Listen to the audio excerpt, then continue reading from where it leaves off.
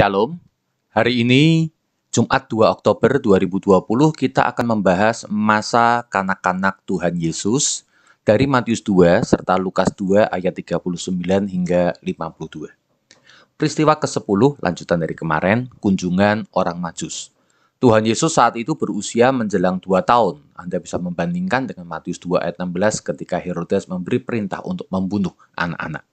Artinya setelah upacara pentahiran dan penyerahan anak sulung di Yerusalem itu, Yusuf dan keluarganya masih berada di Bethlehem sekitar 2 tahun. Orang Majus dari timur kemudian datang ke Yerusalem untuk mencari raja orang Yahudi yang baru dilahirkan. Mereka datang atas petunjuk bintang di timur. Beberapa penafsir merujuk ini adalah peristiwa alami, khususnya konjungsi beberapa bintang yang dikaitkan dengan simbol raja dan simbol bangsa Yahudi yang muncul saat Tuhan Yesus baru dilahirkan dan menjadi undangan istimewa dari semesta untuk membawa para Majus datang mencari sang raja. Isu mengenai adanya raja yang lahir adalah isu yang sangat sensitif bagi Herodes. Ia adalah seorang yang sudah membunuh sanak keluarganya sendiri karena takut tahtanya direbut. Dari penelaahan para imam kepala dan ahli Taurat bangsa Yahudi, Herodes menemukan bahwa bayi itu dinubuatkan akan lahir di kota Bethlehem. Maka Herodes memberitahukan kepada para Majus disertai pesan untuk memberi kabar setelah mereka menemukannya. Sementara mereka menuju Bethlehem, bintang yang mereka lihat di timur itu mendahului mereka hingga tiba dan berhenti di atas tempat di mana anak itu berada. Peristiwa langit kedua terjadi saat para Majus kebingungan di sekitar Bethlehem untuk menemukan lokasi rumah di mana Tuhan Yesus dilahirkan atau di mana Tuhan Yesus dibesarkan. Sangat unik karena bintang itu mungkin merujuk bintang yang sama dengan yang dilihat sebelumnya, berarti konjungsinya terjadi 2 kali. Namun juga bintang itu bisa menunjukkan lokasi rumah keluarga Yusuf karena dikatakan tiba dan berhenti. Ada penjelasan berkenaan dengan hal ini namun tidak dimasukkan di dalam DTE hari ini. Saat itu Yusuf dan keluarganya sudah tinggal di dalam rumah. Ayat 11 menggunakan istilah rumah. Mendiami rumah jelas Yusuf sekeluarga tinggal di Bethlehem ini dalam waktu yang cukup lama. Bukan di kandang lagi berarti. Para Majus dikatakan juga menjumpai anak itu menggunakan kata paidion atau bahasa Inggrisnya child atau kid, bukan bayi. Misalnya di Lukas 2 ayat 12 menggunakan kata breipos atau bahasa Inggrisnya infant. Para Majus kemudian mempersembahkan emas, kemenyan, dan mur, dan mereka pulang tanpa memberi kabar kepada Herodes sesuai mimpi yang mereka terima.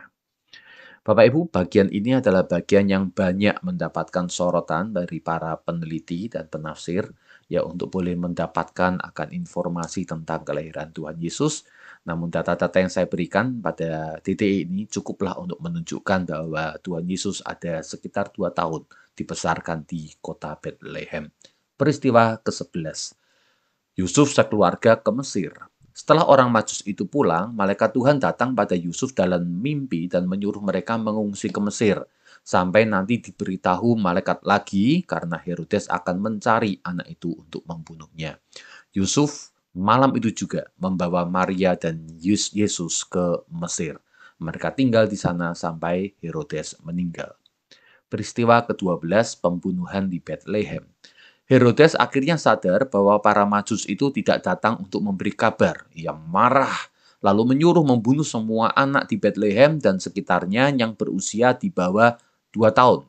Anda ingat di ayat 7, Herodes sempat menanya dengan teliti kapan para Majus melihat bintang timur. Jadi ia sudah mendapatkan data, kurang lebih anak itu pastilah berusia di bawah 2 tahun.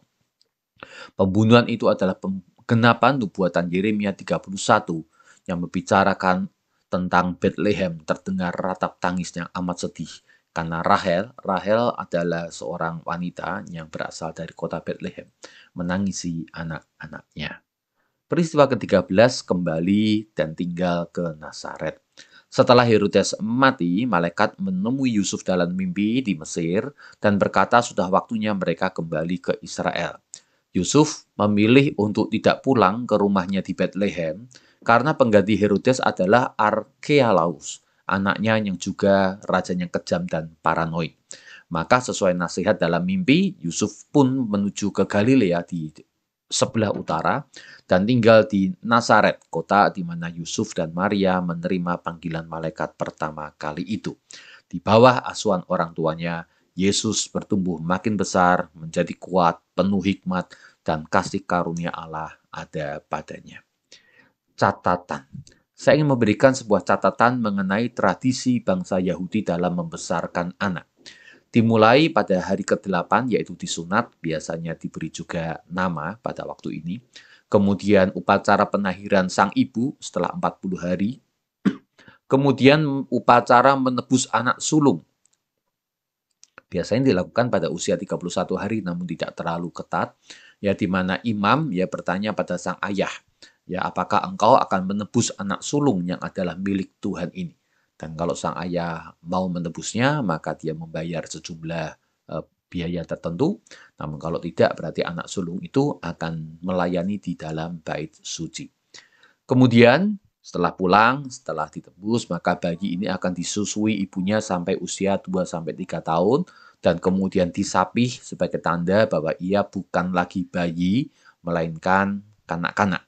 Di usia 3 tahun, rambut anak laki-laki tidak akan dipotong ya sampai usia 3 tahun. Dan di usia itulah kemudian 3 tahunan ini rambut itu dipotong untuk pertama kalinya sebagai tanda ia telah siap untuk menerima pendidikan agama dan moralitas. Dan pendidikan itu menjadi tanggung jawab dari orang tuanya, khususnya sang ayah. Kemudian di usia 12 tahun, anak dianggap memasuki usia dewasa. Untuk pertama kalinya, ia akan diajak ke Yerusalem untuk upacara bar mitzvah atau menjadi anak Taurat atau anak perjanjian. Tradisi Yahudi berkata bahwa sejak usia 12 tahun, anak mulai menerima roh hikmat untuk memampukan mereka memahami hukum Allah.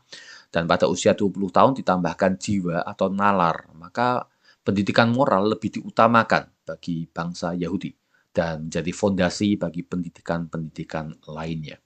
Kemudian anak ini yang berusia 12 tahun ini akan dihadapkan pada ahli Taurat untuk diuji apakah orang tuanya sudah cukup baik dalam mendidik anaknya masalah agama. Kemudian ia didoakan oleh minimal 10 orang saksi dan para pendoa.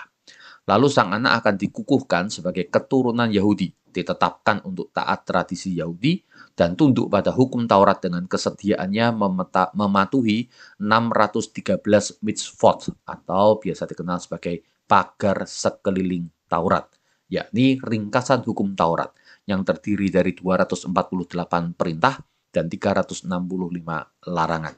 Sang anak akan diajak untuk naik mimbar, kemudian dikenakan kepadanya talit, yaitu syal, ya semacam syal berjumbai, sebagai lambang dari kuk Taurat yang akan dipikul daripada anak ini seumur hidupnya.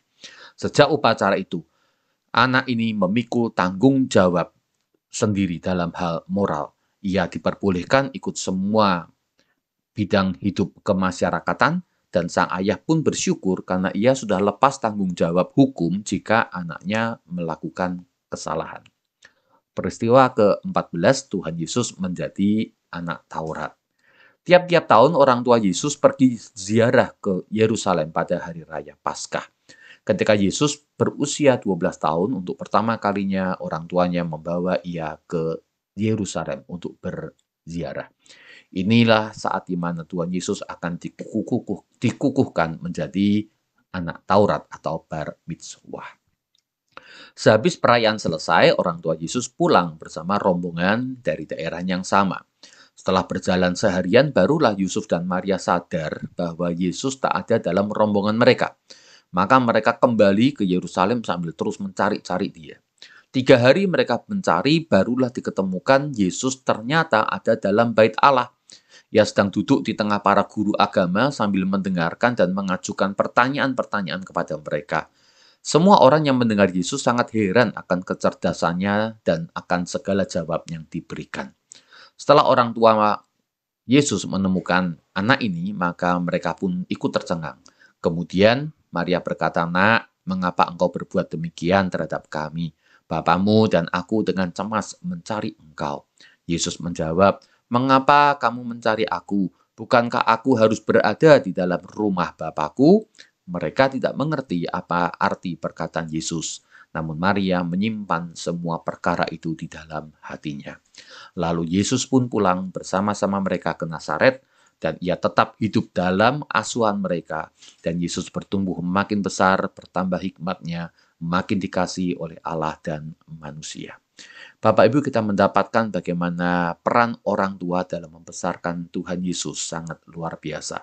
Mereka mendidik Tuhan Yesus di dalam pengertian dan pemahaman tentang Taurat, sehingga tatkala upacara bar mitzvah didapati bahwa Yesus memiliki kecerdasan yang luar biasa dalam perkara hukum-hukum Allah. Dan ia kemudian dikatakan juga hidup dalam asuhan orang tuanya sedemikian rupa sehingga ia bertumbuh makin besar, bertambah hikmat, makin dikasihi oleh Allah dan manusia. Dalam tradisi bangsa Yahudi, peran orang tua untuk membesarkan anak itu adalah sangat penting dan sangat besar. Dan pendidikan moral bagi anak itu juga sangat penting dan sangat besar. Di dalam psikologi modern, kita mendapatkan masa truth salter pertama, biasanya sekitar batita atau balita, di mana seorang anak mulai menemukan kesadaran akan dirinya, eksistensi dirinya. Itu adalah masa pergolakan yang besar. Dan di dalam konteks Taurat, itu adalah masa di mana anak mulai mendapatkan akan hukum moral dari orang tuanya. Dan masa 12 tahun ini dianggap sebagai masa truth salter kedua dalam psikologi modern, atau masa puber, di mana mereka mulai menerima akan identitas gender mereka. Dan di saat itu, bangsa Israel telah mempersiapkan anak-anaknya di dalam standar moral yang tinggi. Dan mereka bisa melalui akan situasi remaja yang berat itu. Sampai pada akhirnya di usia 20 tahun, mereka dianggap sudah siap untuk menerima segala kemampuan untuk menghadapi dunia dunia real. Dan kita mendapatkan bahwa pendidikan moral yang baik daripada keluarga, serta pendidikan moral yang baik daripada tradisi Taurat, tradisi agama, melahirkan anak-anak yang cerdas luar biasa, dan mereka menjadi orang-orang agen perubahan di tengah-tengah dunia ini. Kalau Anda sebagai orang tua hanya mendengar akan DDE ini, maukah engkau untuk serius di dalam membesarkan anak-anakmu? Mari kita berdoa. Kami bersyukur Engkau memberikan kami anak sebagai kepercayaan yang indah dan luar biasa. Kami mau ambil tanggung jawab kami sebagai orang tua untuk mendidik mereka dengan sebaik-baiknya. Bukan lepas tangan terhadap pendidikan anak kami dan diserahkan kepada sekolah atau diserahkan sekedar kepada gereja. Tapi kami mau ambil bagian secara serius untuk membesarkan akan anak-anak kami, sehingga mereka menjadi anak yang berhasil. Ini doa kami ya Tuhan, berkati setiap orang tua, juga setiap anak yang mendengarkan akan devosi dalam eksposisi hari ini. Dalam nama Tuhan Yesus, amin.